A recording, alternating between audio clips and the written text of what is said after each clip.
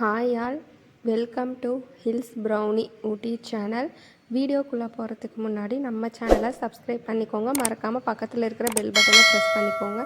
அப்போ தான் நான் போடுற வீடியோ நோட்டிஃபிகேஷன் உடனுக்குடனே வரும். இப்போ நம்ம வீடியோக்குள்ளே போயிடலாம். குச்சிக்கிழங்கு வச்சு நம்ம இன்றைக்கி ஒரு பொரியல் செய்ய போகிறோம். அதுக்கு பார்த்திங்கன்னா குச்சிக்கிழங்கு இந்த மாதிரி நீட்டமாக கட் பண்ணி வச்சுருக்கிறேன். குச்சிக்கிழங்குன்னு சொல்லுவாங்க, மரவள்ளி கிழங்குன்னு சொல்லுவாங்க. உங்கள் ஊர் சைடு எப்படி சொல்லுவீங்க அப்படிங்கிறத கமெண்ட்ஸில் சொல்லிடுங்க. அதுக்கு ஒரு 1/4 கிலோ குச்சிக்கிழங்கு எடுத்து இந்த மாதிரி கட் பண்ணி வச்சுருக்கிறேன். தாளிக்கிறதுக்கு பார்த்திங்கன்னா ஒரு கொத்து கருவேப்பிலை, ஒரு 3 பச்சை மிளகா கீறி வச்சுருக்கிறேன், ஒரு பெரிய வெங்காயம் பொடி பொடியாக கட் பண்ணி வச்சுருக்கிறேன். குச்சிக்கிழங்கு நம்ம வேக வச்சு எடுத்துக்கலாம். அதுக்கப்புறம் நம்ம பொரியல் தாளித்து விட்டுறலாம். குச்சிக்கிழங்கு வேக வைக்கிறதுக்கு பார்த்திங்கன்னா ஒரு பாத்திரத்தில் தண்ணி ஊற்றி ஒரு 5 நிமிஷத்துக்கு முன்னாடியே வச்சுட்டேன். தண்ணியும் நல்லா சூடாயிருச்சு. இப்போ நம்ம கட் பண்ணி வச்சுருக்கிற குச்சிக்கிழங்கு நம்ம சேர்த்துக்கலாம். 1/4 ஸ்பூன் அளவுக்கு மஞ்சத்தூள் சேர்த்துக்கிறேன். கொஞ்சமாக உப்பு சேர்த்துக்கிறேன். 5 நிமிஷம் வெந்துடட்டும். அதுக்கப்புறம் நம்ம குச்சிக்கிழங்கு தாளித்து விட்டுறலாம். குச்சிக்கிழங்கு பார்த்திங்கன்னா நல்லா வெந்துருச்சு. ஒரு காய் எடுத்து நல்லா மசிச்சு பார்த்துக்கோங்க. நல்லா வெந்துருச்சு.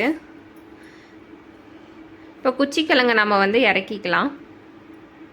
குச்சிக்கிழங்கு தாளித்து விடுறதுக்கு ஒரு பாத்திரத்தில் எண்ணெய் ஊற்றி வச்சுட்டேன். எண்ணெய் நல்லா சூடாயிருச்சு. இப்போ கடுகு போட்டுக்கலாம். ஸ்பூன் அளவுக்கு கடலைப்பருப்பு போட்டுக்கிறேன். 1 ஸ்பூன் உளுந்து போட்டுக்கிறேன்.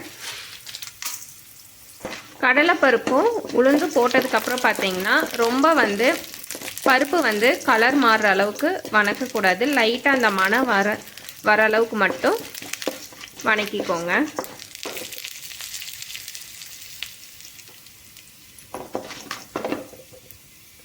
எடுத்து வச்சிருக்கிற வெங்காயம், கருவேப்பிலை, பச்சை மிளகாய் எல்லாமே போட்டுக்கலாம். வெங்காயம் போட்டுட்டு நல்லா வணக்கிக்கோங்க.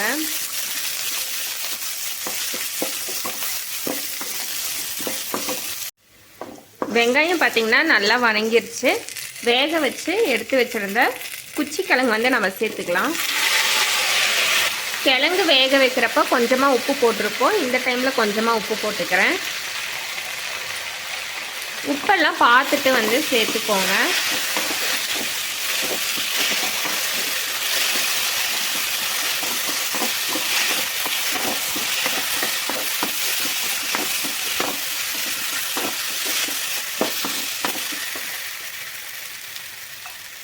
சூப்பரான குச்சிக்கிழங்கு ரெடி ஆயிடுச்சு. இதே போல் குச்சிக்கிழங்கு நீங்களும் உங்கள் வீட்டில் செஞ்சு பாருங்கள்.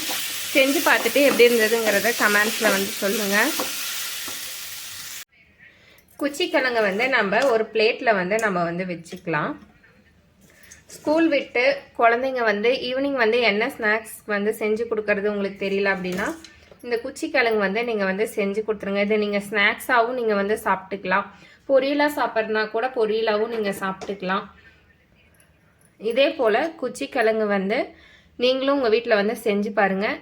செய்யறதும் பார்த்திங்கன்னா ரொம்ப ஈஸி தான். செஞ்சு பார்த்துட்டு எப்படி இருந்ததுங்கிறத கமெண்ட்ஸில் சொல்லுங்கள். வீடியோ பிடிச்சிருந்தா வீடியோக்கு ஒரு லைக் பண்ணிடுங்க. அப்படியே நம்ம சேனலையும் சப்ஸ்கிரைப் பண்ணிடுங்க.